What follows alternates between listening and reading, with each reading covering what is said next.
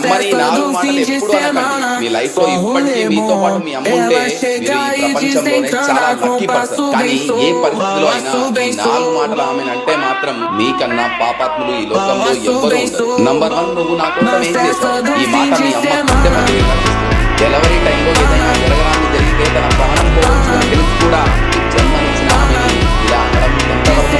Number 2, అసలు నీకేం రాదు. ఎవరి దగ్గర అయితే నడవడం, మాట్లాడడం, తినడం నేర్చుకున్నామో